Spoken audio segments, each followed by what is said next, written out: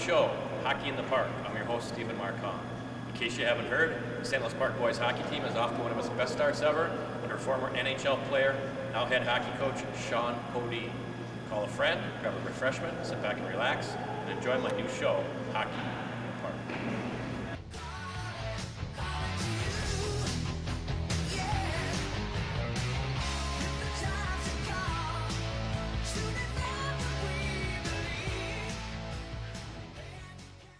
Okay, hello everybody. Welcome to another episode of Hockey in the Park. I'm your host, Stephen Marcon. Today I'm pleased to have the Iron 10.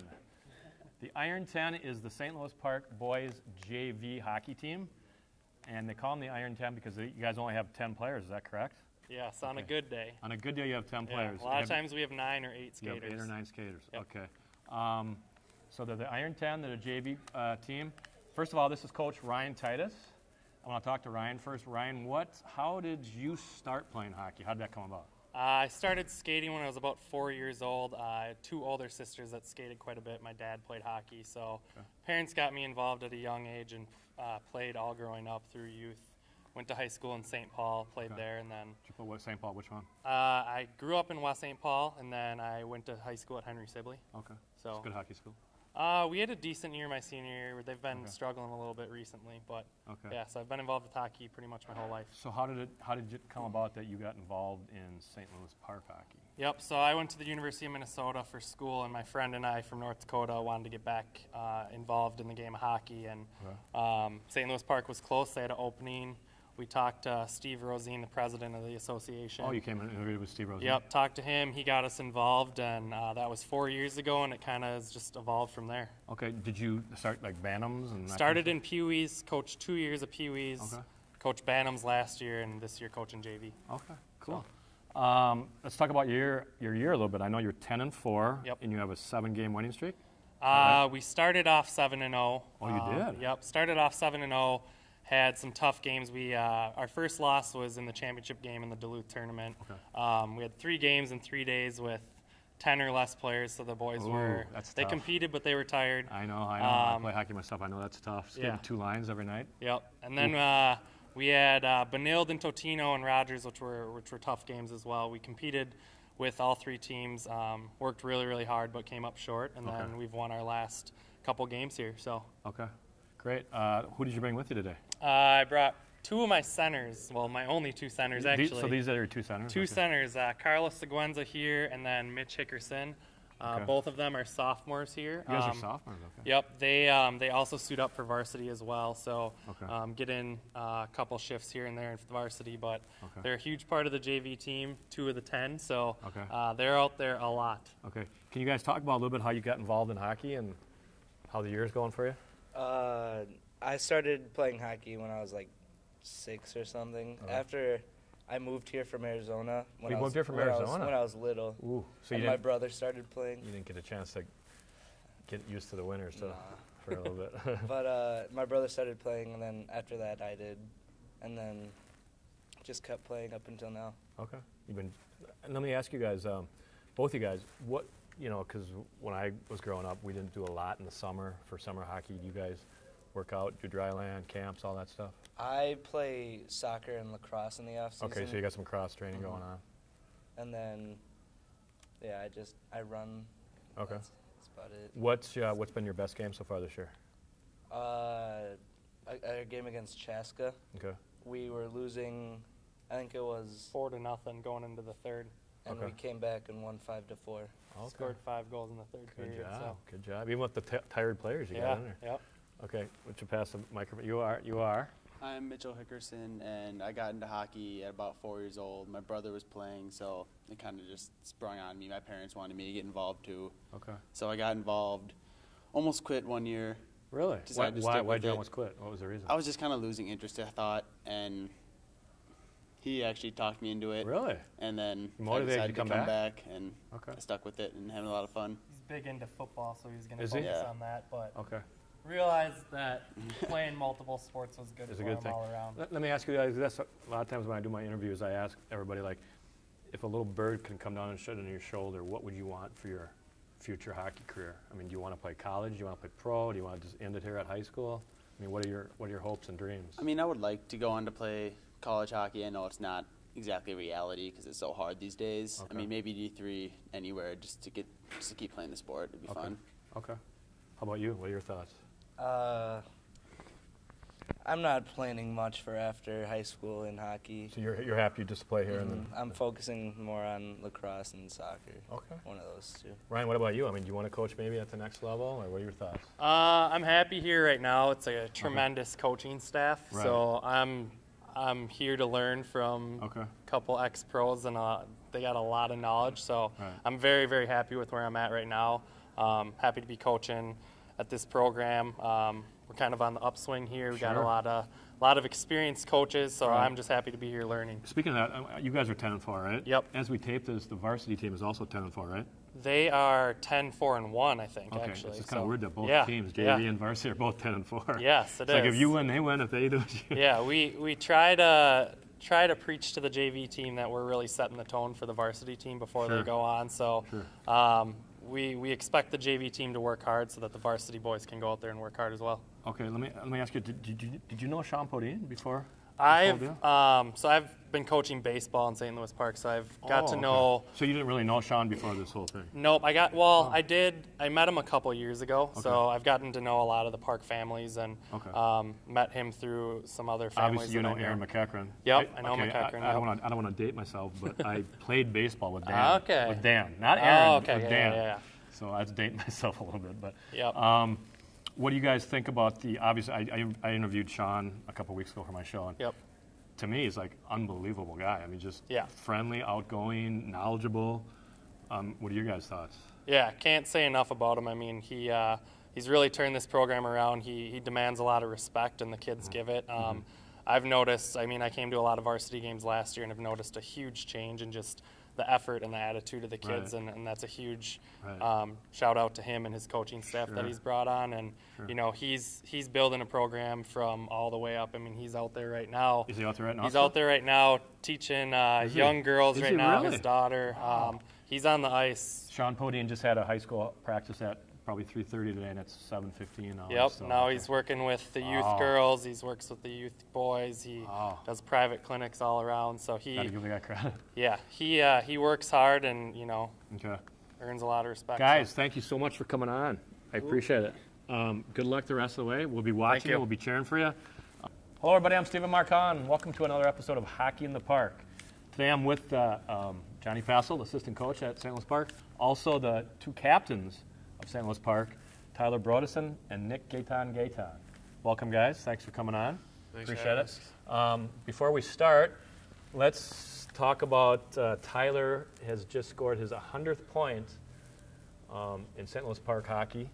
Let's talk about how you got it last night, who was against, and what happened. Last night we played Spring Lake Park at Fogarty Arena, and me, Gigi here, and Alec Bear came in on a 3-on-1. Gigi gave me the puck, and I passed in the slot to Alec, and he one-timed it in. Okay. So I got So that was your 100th point? That was my 100th point, yeah. Do you remember your first point? My first point was my sophomore year. We played at Bloomington Kennedy, and I got a rebound off the goalie's pad and just banged it home. I'm guessing you were probably in 9th grade then? I was a sophomore. Okay, so 3 years. Okay, cool. What do you got for games coming up? We got 2 games this weekend. We play Friday, we play at St. Paul Highland, and then Saturday we have a section game against Minnehaha Academy. Okay, before I forget, I want to remind everybody there's home games February 4th. February 4th home games, 7 o'clock here at Rec Center. February 14th, 7 o'clock Rec Center. February 14th is obviously Valentine's Day, so bring a date, bring your wife, bring a girlfriend. Instead of going to a movie or dinner, you can come here. Just not both? Just not both. And then February 16th also, they play here at 7 o'clock. And February 16th is senior night, so if you want to come out for that one, 7 o'clock again. So Nick Gaetan, how did you get involved in hockey? Well, I was about 6, You can grab the and mic if you want. I moved to Wisconsin, and You grew up here in St. Louis Park? I didn't grow up here in St. Louis Park. I was born in Texas, and then I moved up to Wisconsin, and that's where I fell in love with hockey. In Wisconsin? Yeah, Okay. and then I moved over here in 7th grade, and then I've been playing here since. So you obviously started playing before 7th grade, though, right? Yeah, Okay. yeah, when I was about 6. Okay. What are your guys' thoughts about, future for hockey? I mean, you want to play college, D1, D3? What are you guys thinking? Well, right now I'm kind of exploring my options. I know I'm going to play junior hockey next year. Okay, you're going to go juniors next year? Yeah, my goal is to end up playing Division I hockey somewhere. Okay. You know, somewhere hopefully If close. a little birdie could come down and sit on your shoulder and said, you can have any hockey situation you want, what would you pick? Well, right now I just want to play Division I, but Okay. you know, the goal Anywhere is down the road. anywhere happy? Yeah, anywhere. Okay. That's all I want. 100 schools. There's about Right. 80 to 100 schools playing Division I. Right. So. Okay. Nick, same thing? What are your thoughts? Yeah, I had options to play soccer too. Oh, and, okay. I think Gigi's an all-conference soccer player Yeah, I this was year. an all-conference Okay. soccer player this year and last year. And So if you had to pick one between soccer and hockey, what would you pick? I would probably pick hockey. Okay. Yeah, I love hockey. You want to play maybe D1 down the line? I mean, that would be really fun to do. Okay. But I mean, I'm being realistic about it, and then I'm just choosing to go to college and study. Okay. These guys want to say too, these guys did a fantastic job at the alumni game. These guys refed our alumni game this year. You guys were awesome. Looked like you were having some fun out there. They were really involved. They were really Thanks involved. for being involved in that. I wanted to mention something Sure, go about the two captains. When I was a captain back in '78, you know, we had real good leadership, and I've noticed all along these two have really been part of the success of the team. Hahn, Okay. they provide good leadership. We got a lot of young kids, Okay. and a lot of the kids didn't know each other coming in this year and never played on a team together, and it comes down to these two to really bring everyone together. Okay. And I'm pretty impressed with what they're doing this year is Can you providing leadership. Can you give me an example, like what you mean by that? I mean, did they like bring everybody together? How? They plan a lot of like team outings. They get the guys together ahead of time. You know, Tyler, I know, and Gigi, they work the phone over and get guys at meetings on time. A lot of texting nowadays. Mm-hmm. You get a text from the captains saying, you know, be here at this time. It's a team meeting. Right. And so there's a lot of responsibility on these two shoulders Okay.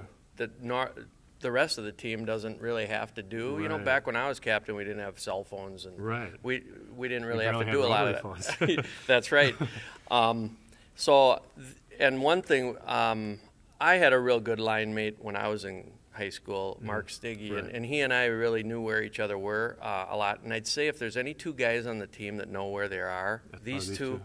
really know where each other are. They cycle the puck down low a lot together, Okay. and they really work well together. And I had a little presentation I was going to give. We made up a puck for Tyler for Awesome. his 100th point, Awesome. and I wanted to present that to There him. you go, Tyler. And congratulations Can you read from it? the. Can you read it to the folks at home? Yeah, it's. It says St. Louis Park, number 12, Tyler Broderson, 100 points.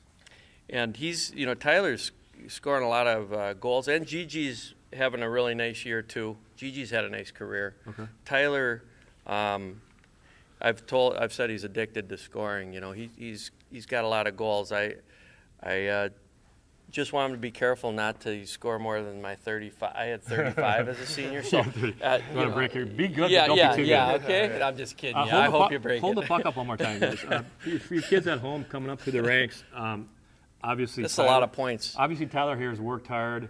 I'm guessing you do a lot of summer stuff, Tyler. Yeah, I Dry skate. land, Yeah, I skate. skate all over the I mean, place this in is what summer. you can, if you work hard and dedicate yourself, maybe you can follow these guys' lead and be like Tyler here.